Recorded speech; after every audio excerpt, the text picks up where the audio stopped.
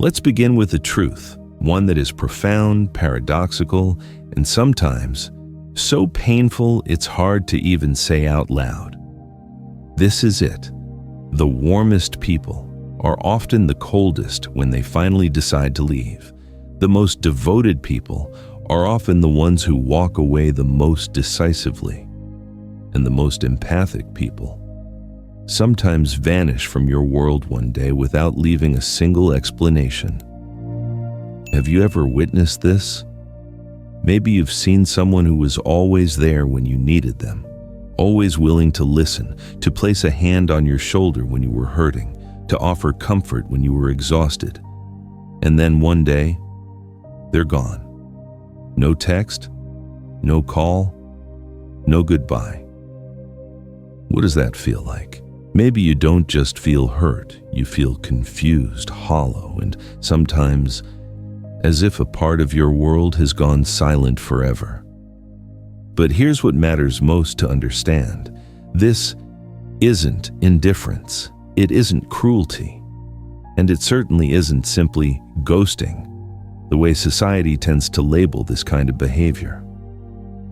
Through the lens of Carl Jung, one of the most profound psychologists in history, what's happening here isn't a shallow departure. It's a response from a soul pushed to its survival limit. What you're seeing is something deeper, an inner collapse, something Jung described when a person is threatened by an imbalance between giving and receiving, between light and shadow. To understand this, imagine an empath as a star, not the faint glow of an oil lamp, but a star, burning bright, radiating heat, sending energy in every direction. They don't just sense other people's emotions, they absorb them, experiencing another person's pain and joy as if it were their own. That's why they can stand quietly beside you when you fall apart and still offer a gentle smile even when they're desperate inside. But the universe has its laws. A star that burns too long, that expends too much energy without being renewed, eventually collapses. In astrophysics, when a star runs out of fuel, it doesn't simply go dark. It can contract and become a black hole, a place where light and signals cannot escape. This isn't a meaningless disappearance.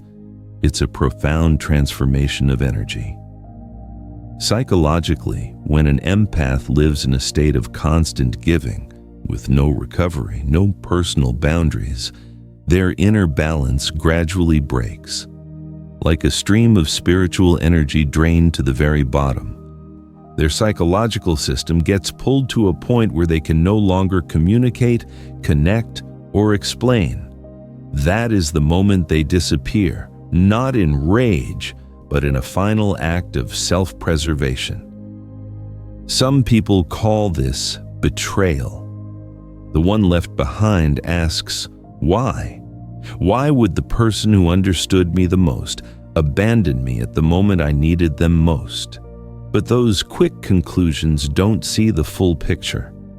They don't see the years the empath was quietly drained, absorbing other people's pain until they could no longer even recognize their own feelings. Carl Jung didn't call this an abnormal personality change. He saw a deep psychological law at work.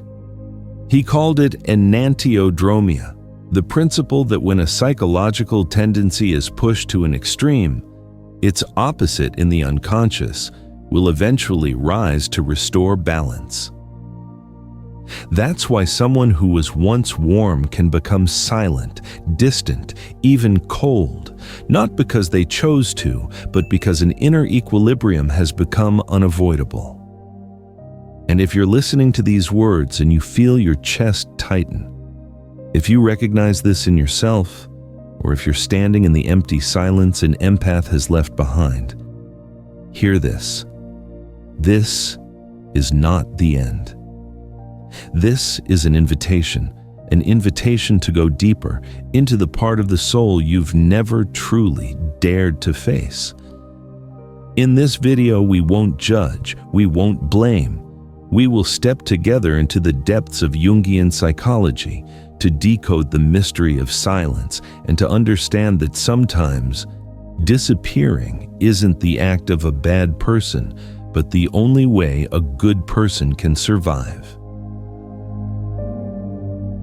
But before we go deeper into the inner mechanisms of the soul, the forces that cause an empath to slowly disappear without explanation, we need to do something critically important: clearly distinguish between two concepts that are often confused. This is not just a difference in terminology. This is a vital distinction, a necessary step to understand that the disappearing we are talking about here is not the same as what the modern world casually calls ghosting.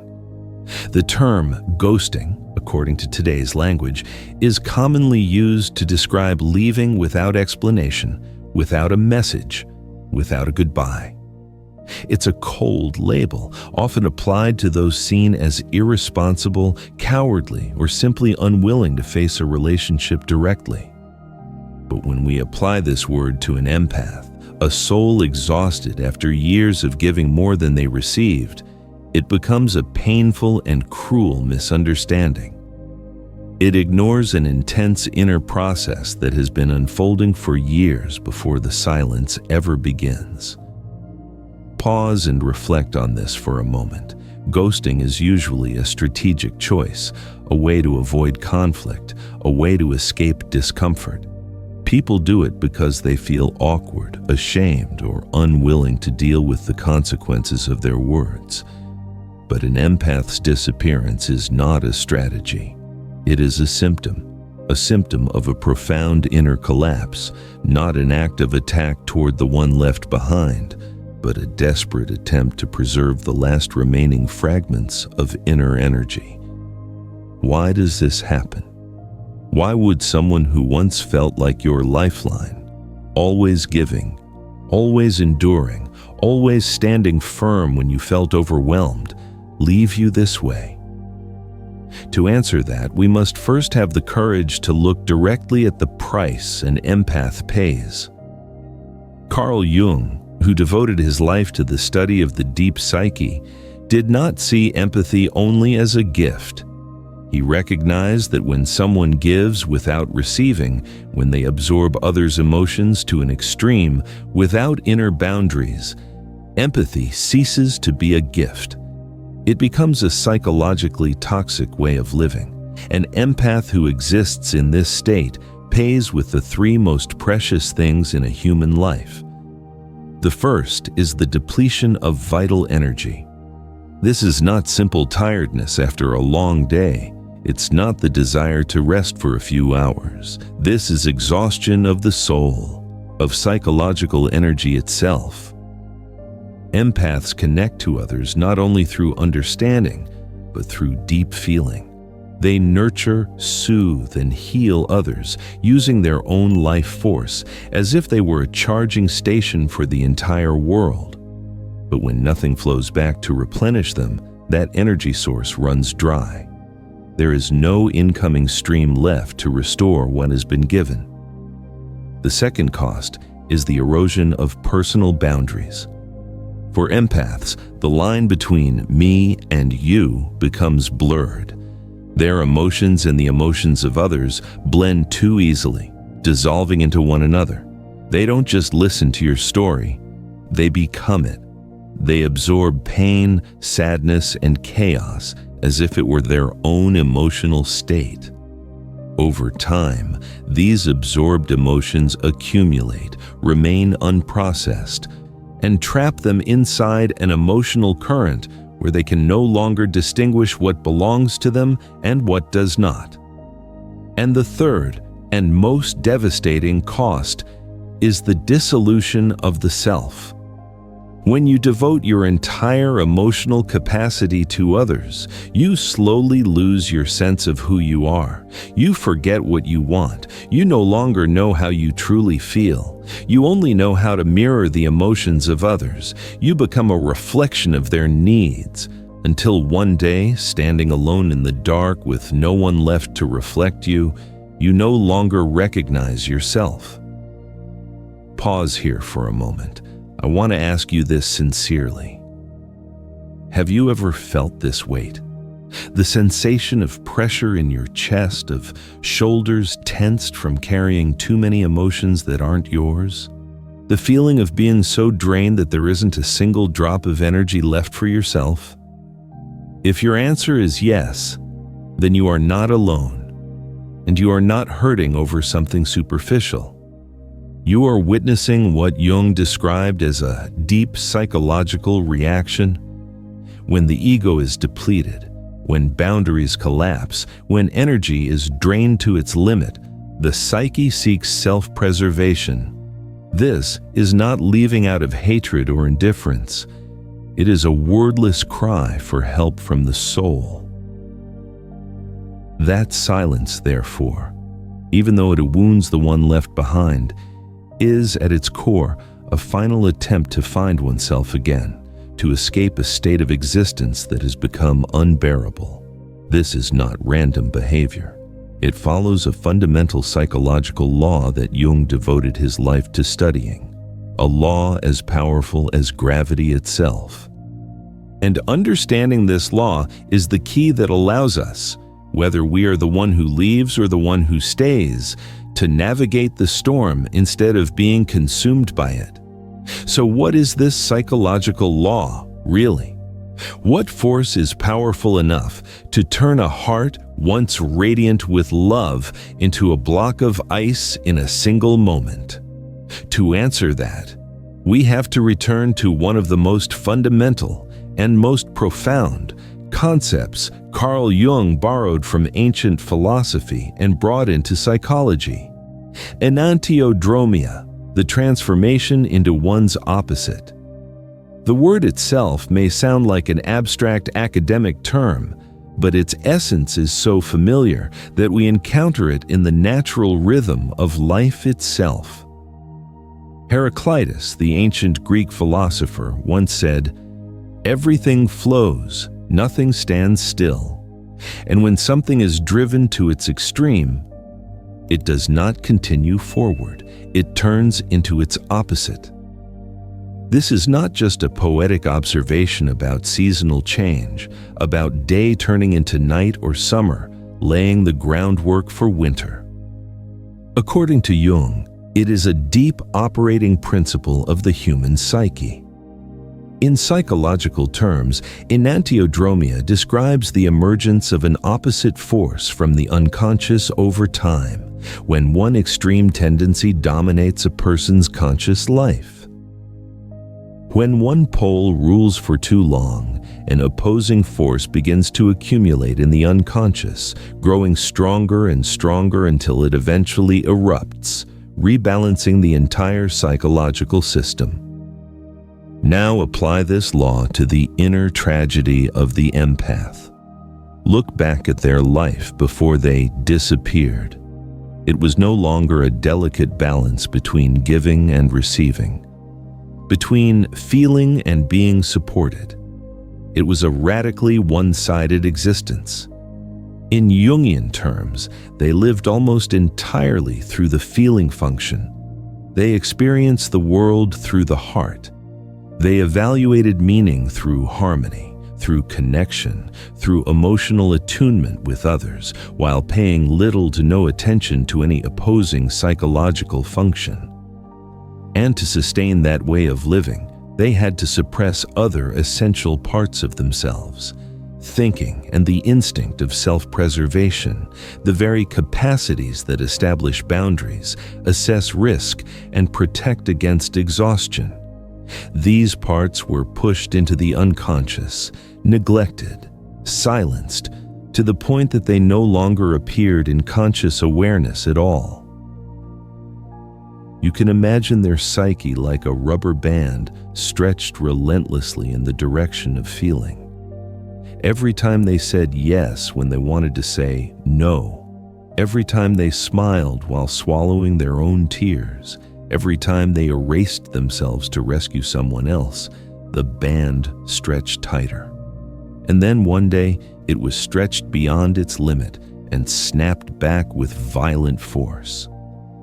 This is exactly what the law of Enantiodromia describes. When one extreme becomes too dominant, its opposite emerges with equal and often overwhelming power. What matters is this: the opposite does not arise in a familiar or controlled way. It emerges from the unconscious, unprepared, unmanaged, and raw. So when the feeling function collapses from overload, the opposite pole rises up in the form of primitive survival thinking and takes control of the entire psyche. But this is the detail most people miss. This opposite force does not appear as calm, mature, or balanced reasoning. It emerges as a long-neglected survival instinct, like a soldier barricaded in the last remaining fortress, determined to protect what little is left at any cost. Its command is no longer explain. It is no longer stay connected. The language it speaks is the language of survival. Cut off, withdraw, stop giving. In this state, emotional communication itself becomes a threat because communication requires energy, and that energy has been depleted long ago. No explanation can arise in this moment because explaining means rebuilding a bridge, and the psyche no longer has the strength to hold it. This is the moment the empath disappears. Not out of revenge, not out of indifference, but because their psyche is restructuring itself in order to survive. This is not meaningless behavior. It is the psyche's self-regulating law in action, a law that restores inner balance even when it is too brutal to understand while it is happening. But to truly understand why that rubber band snaps, we cannot look at it only as a surface phenomenon. We have to look deeply into how the empath lived day after day before the moment of collapse occurred. That life, contrary to the calm image it projected outward, was a profoundly one-sided psychological state, an inner imbalance that had reached a dangerous extreme. Carl Jung, with his penetrating insight into the human soul, described that each of us possesses 4 fundamental psychological functions that orient our lives: thinking, feeling, sensation, and intuition. These are not abstract labels. According to Jung, they are the primary cognitive tools through which we understand the world, assign value to experience, sense physical reality, and perceive future possibilities. A healthy psyche is one that can move fluidly among these 4 functions, knowing when to rely on reason, when to feel, when to ground itself in reality, and when to listen to intuition. But for the empath, the tragedy begins when a single function is allowed to take absolute control. That function is extroverted feeling. They live through emotion. They connect through feeling.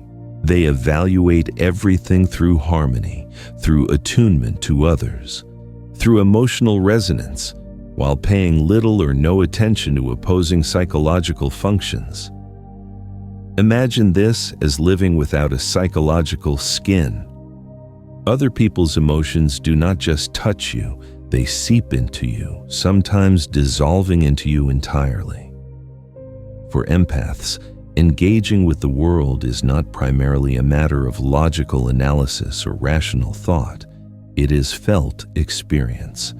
They do not think the world, they feel it. And without the protective layer of reason, every pain, every burst of anger, every toxic emotional current from the outside flows straight into their heart. To maintain this permanently open and risky state, they are forced to do something cruel to themselves.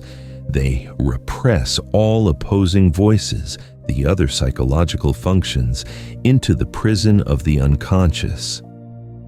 First, they silence thinking. This is the cold but necessary voice of reason. The guard at the gate that says, "Stop. This doesn't make sense. This person is taking advantage of you. This relationship is costing you more than it gives back." But the empath, terrified of hurting others, ignores this guardian. They begin to see boundaries as selfishness and clear analysis as a lack of compassion.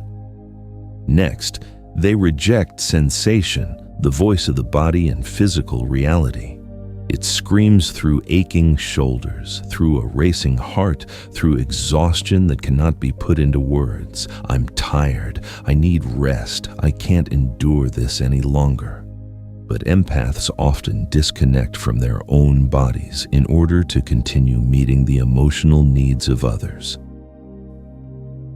Jung once described a classic example of this one-sided way of living.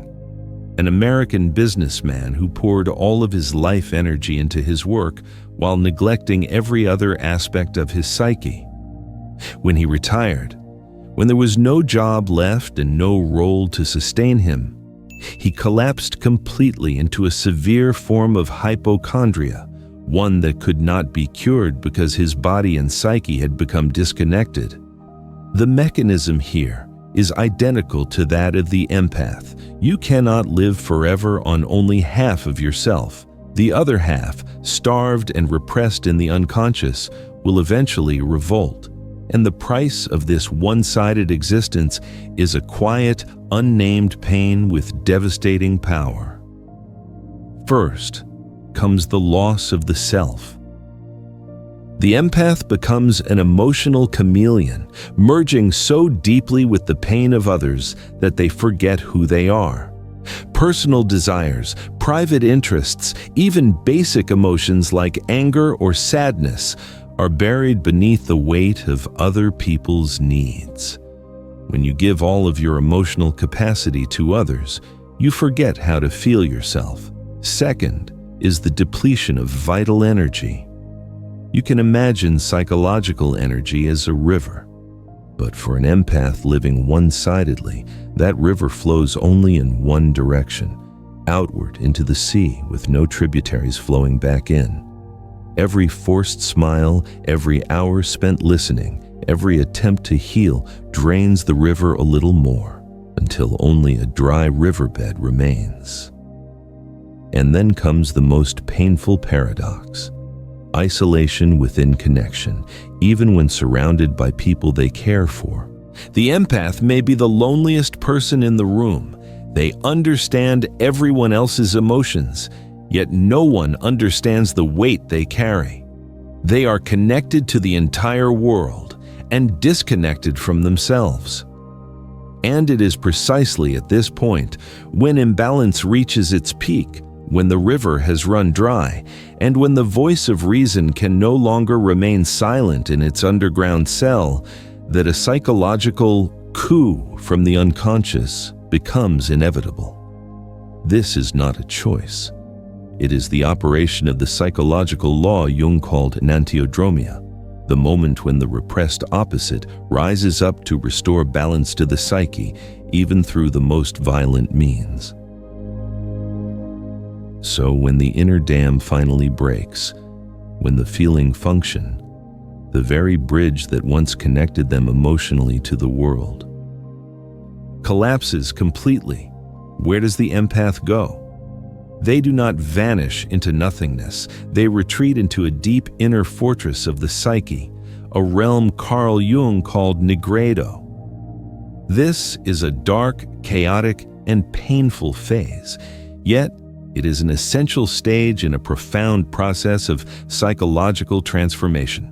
Nigredo, in ancient alchemical language, literally means blackness, decay, dissolution. In Jungian psychology, it serves as a metaphor for the dark night of the soul, a time when an individual is forced to confront the deepest shadows of the self. This is not a superficial silence or a temporary pause. It is an inner disintegration, a moment where the old must die so that something new can eventually be born. And this is the core answer to the question: why didn't they leave an explanation? Explanation requires connection. It demands that the speaker care about how the other person feels, that they have the energy to consider what the other is thinking and experiencing. But when they enter Nigredo, the energy of the feeling function is no longer strong enough to operate. It has effectively died in the collapse. What we call silence is, in truth, the complete depletion of emotional communication. Imagine the empath at this point like a critically wounded soldier lying in an intensive care unit. Every remaining ounce of energy in their body is devoted to a single goal: staying alive. They no longer possess the luxury of energy required to explain, comfort, or reassure those left behind.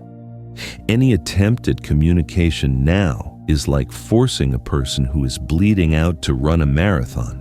Impossible and dangerous. In Nigredo, they are not punishing you with silence. They simply no longer have the life force required to speak. This silence is the psyche's defensive lockdown mechanism. Jung described Nigredo as the state in which an individual confronts the darkest parts of themselves, the moment when the shadow rises and the ego is forced to dissolve before rebirth can occur. Nigredo is often the darkest hour, the moment of deepest despair, where a person must face the aspects of themselves they have long repressed or ignored. In this absolute isolation, the empath experiences a painful yet strangely comforting paradox: safe solitude.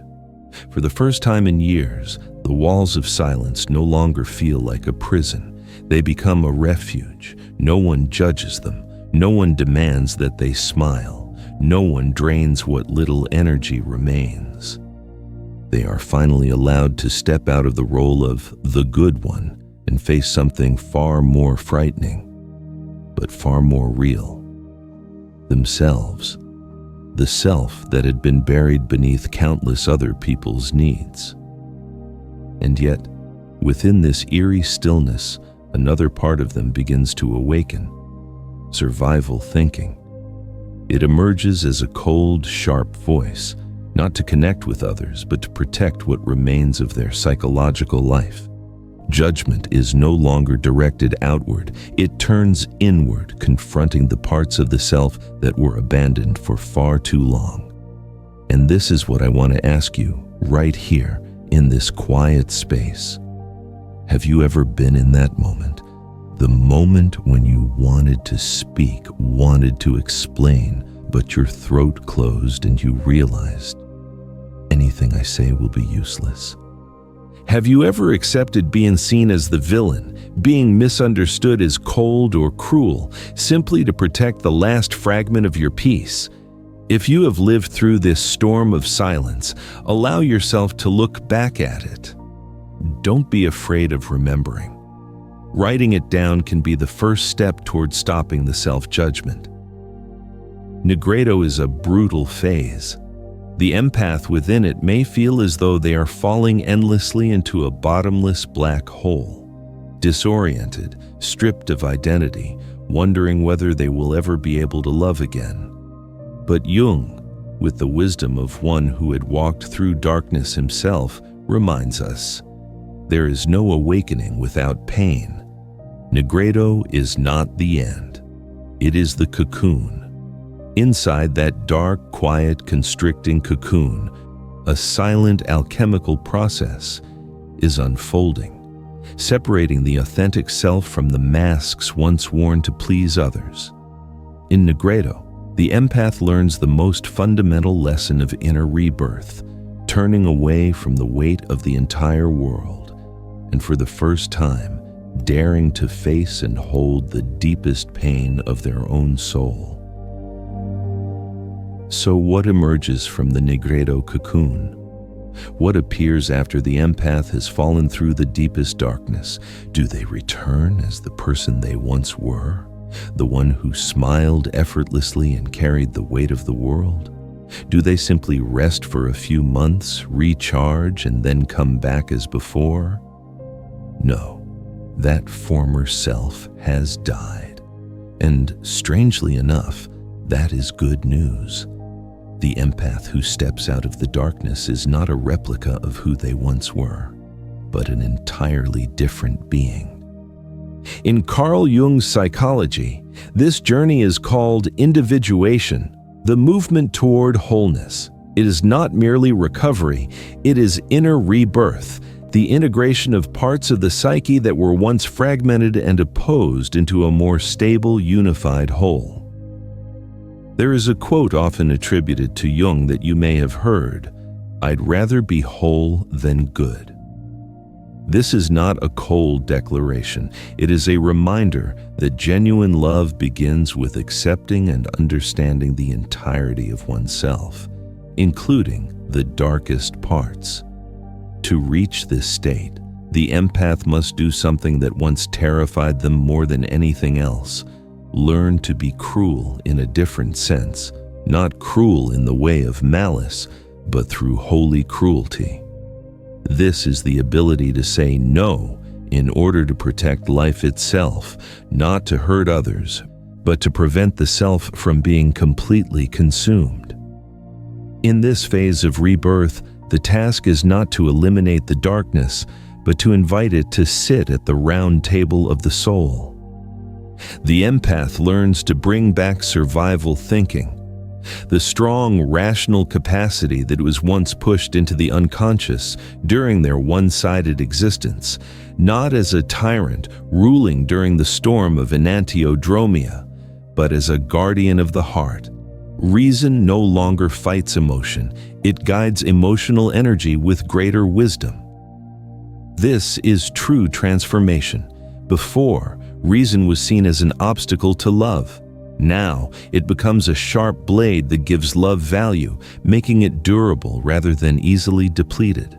They learn that boundaries are not fences built from fear, but golden gates of wisdom. They clearly define, this is where I end, and this is where you begin. Boundaries are where the heart is protected, not shut down. In this process, they practice a new kind of magic, the magic of refusal. They realize that every time they said yes out of fear of rejection, they were saying no to their own soul, no to their authentic inner needs, no to the survival of the self. When they begin to say no consciously, they begin returning burdens that were never theirs to carry. They still see the pain of others, and they still feel empathy, but they no longer take that pain into themselves. They understand that allowing others to carry their own suffering is not abandonment. It is respect. Respect for another person's journey of growth. This new empath does not merely make some people uncomfortable. They may enrage those who once fed directly on their energy. Those who depended on them will accuse them of being selfish, of having changed, of being cold. And the empath will smile, not the submissive smile of the past, but the calm smile of someone who has seen the truth, the value of self-sovereignty and wholeness. The world often labels boundaries as selfishness, but Jung called this self-sovereignty, a state in which a person knows who they are, what they want, and takes responsibility for their inner life. This is not coldness. It is the courage to protect the heart without abandoning compassion. They still carry deep warmth. That is their unchangeable nature. But that fire is no longer a wild forest blaze that consumes everything around it. It has become a lamp enclosed in the glass of wisdom, burning with intention, shining steadily, warming those who are ready to step into its light, and strong enough not to be extinguished by toxic winds from the outside. The empath no longer disappears because they no longer push themselves to the edge of collapse. They have learned the deepest lesson of the paradox. To love others fully, you must first be ruthless enough to protect yourself. So where does this journey lead us? If you are listening to these words and recognizing yourself in every line, if you see your own reflection in this path, I want to say this to you clearly and sincerely. Your disappearance was not a mistake. The period of silence, solitude, and darkness that you have gone through, or are still going through, is not a punishment. It is a return. You have traveled a long circle. From someone who once gave light naively, you fell into the chaotic darkness of Negredo, and now you are slowly emerging with a lamp of wisdom in your hands. Not the wild, generous flame you once carried, but a flame with structure, with purpose, strong enough to illuminate every hidden corner within you. In Carl Jung's psychology, the state you are moving toward is called wholeness, an inner life that is integrated, coherent, and honest with who you truly are. This is the result of the process Jung called individuation, the development and integration of parts of the self that were once split off or suppressed, forming a complete and harmonious psychological whole.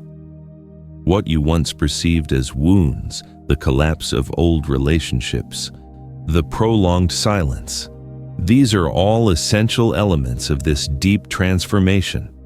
They are not failures.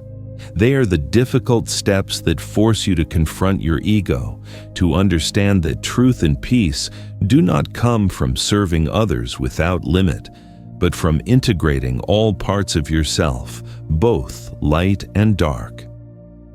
As Jung once said, this process requires you not only to face the parts of yourself you like, but also the parts you have hidden, denied, or feared. This is not merely the death of something old, it is acceptance and reconciliation with yourself in all your fragmented aspects. When you emerge from Negredo, you do not return to who you were.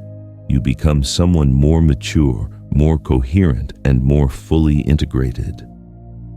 The silence you left behind was not cruelty toward the world. It was the highest form of kindness you could offer yourself.